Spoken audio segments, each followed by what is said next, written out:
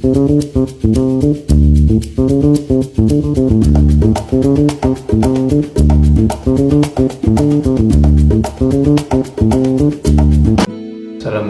warahmatullahi wabarakatuh. Perkenalkan, nama saya Muhammad Riven Asani. Saya di sini dari NPM 24014010043. Nah, di sini saya akan menjawab tugas ITS Bahasa Indonesia yang sudah saya visualisasikan ke dalam map mapping yang sudah saya buat.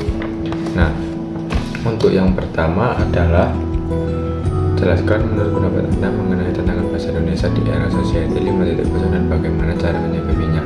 Nah, era society ini adalah sebuah era di mana teknologi digunakan untuk mengatasi masalah dan untuk meningkatkan kualitas hidup manusia. Nah, di sini teknologi sangat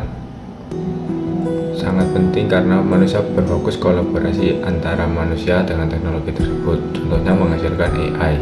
Nah, untuk tantangan yang pertama ada globalisasi. Nah, di mana globalisasi ini sendiri kan sebuah gampangannya pengaruh dari luar yang masuk ke dalam negeri atau bangsa Indonesia dikarenakan adanya keterbukaan dari teknologi tersebut. Nah, yang kedua yaitu literasi digital yang belum merata. Nah, literasi digital yang belum merata ini menyebabkan penyalahgunaan bahasa dalam konteks digital. Nah, ini bisa menyebabkan ujaran kebencian atau kejahatan bahasa. Nah, untuk cara menyikapinya yang pertama ada memperkuat pendidikan dan wawasan. Nah, memperkuat pendidikan dan wawasan ini bertujuan untuk memperkuat cinta bahasa Indonesia yang ada di dalam diri masyarakat atau diri kita. Nah, yang kedua sikap yang selektif. Nah, sikap yang selektif ini adalah sikap di mana kita menyaring suatu hal baru yang masuk ke dalam bangsa Indonesia dari luar negeri, hal-hal yang baik dan buruk gitu. Lalu yang kedua ada jelaskan pendapat Anda mengenai dampak kejahatan berbahasa khususnya di Indonesia. Nah, dampak kejahatan berbahasa di Indonesia ini ada yang pertama yaitu menyebabkan konflik. Nah, menyebabkan konflik ini dalam lingkup individu maupun kelompok. Nah, yang kedua menurutnya etika berkomunikasi. Nah, menurutnya etika berkomunikasi ini disebabkan oleh penyalahgunaan bahasa di dalam konteks digital. Nah, lalu yang ketiga jelaskan pendapat Anda sebagai seorang generasi muda mengenai upaya yang bisa dilakukan untuk menghentikan kejahatan berbahasa. Untuk cara menghentikan kejahatan berbahasa yaitu satu, menjadi generasi muda yang informatif lewat media sosial yang kita buat, lalu memberikan edukasi ini untuk cara menggunakan teknologi dalam konteks berbahasa yang baik. Lalu yang ketiga, menyebarkan konten yang positif supaya tidak ada yang namanya penyalahgunaan bahasa yang menyebabkan konflik. Lalu kita lanjut keempat, sebutkan dan jelaskan 3 syarat paragraf efektif. Nah, yang nomor 4 syarat paragraf efektif ada 1, yaitu kesatuan, di mana alinea paragraf mengandung unsur satu gagasan. Nah, yang kedua ada koherensi atau kepaduan, di mana kalimat dalam paragraf harus memperlihatkan hubungan antara satu kalimat dengan kalimat yang lain. Lalu yang ketiga kelengkapan paragraf. Nah, di sini yaitu paragraf terdiri dari kalimat utama dan kalimat penjelas untuk mengembangkan ide pokok. Nah, lalu lanjut nomor 5, sebutkan dan jelaskan 7 unsur kalimat efektif. Nah, untuk 7 unsur kalimat efektif yang pertama ada kesepadan struktur, yaitu di mana kalimat harus memiliki keseimbangan antara gagasan dan struktur bahasa yang digunakan. Lalu yang kedua ada keparalelan bentuk, di mana bentuk kata yang digunakan di dalam kalimat harus sama. Seperti contoh, kalimat pertama dalam bentuk nomina, maka seterusnya harus menggunakan nomina. Lalu yang ketiga ada ketegasan makna.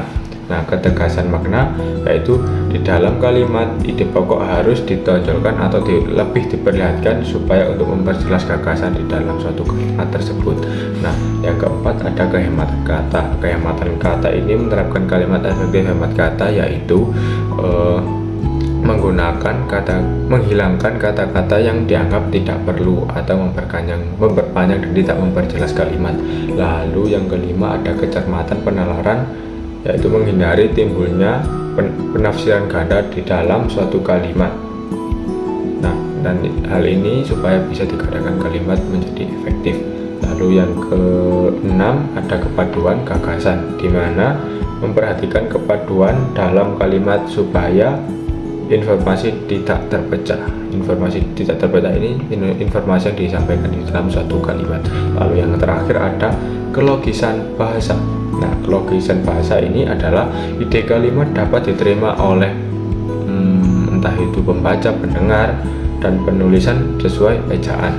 Lalu lanjut untuk yang keenam, jelaskan bagaimana menghindari plagiarisme dalam penulisan ilmiah. Nah, cara menghindari plagiarisme ini ada satu, menggunakan teknik parafrase. Nah, teknik parafrase ini menggunakan bahasa-bahasa yang sudah ada di dalam pikiran kita, kayak bahasa kita sendiri. Lalu mencantumkan sumber setiap karya orang lain yang kita jadikan referensi ke dalam karya kita. Lalu yang ketiga ada menghindari menyalin dan menjiplak. Lalu soal yang nomor 7 adalah mengacu pada EYD edisi kelima, sebutkan dan jelaskan dua kelompok besar unsur serapan dalam bahasa Indonesia berdasarkan taraf integrasinya. Nah, unsur serapan EYD ini dibagi dua, yaitu unsur serapan umum dan unsur serapan belum baku. Nah, unsur serapan umum ini adalah unsur yang sudah sepenuhnya berintegrasi ke bahasa Indonesia. Nah, lalu lanjut, unsur serapan belum baku adalah unsur serapan yang belum berintegrasi dan masih digunakan dalam bentuk asli dari unsur kata serapan tersebut. Lalu lanjut, yang ke-8, kapan Anda menggunakan ragam bahasa formal? Nah, kapan menggunakan bahasa formal ini digunakan dalam keadaan situasi formal atau resmi.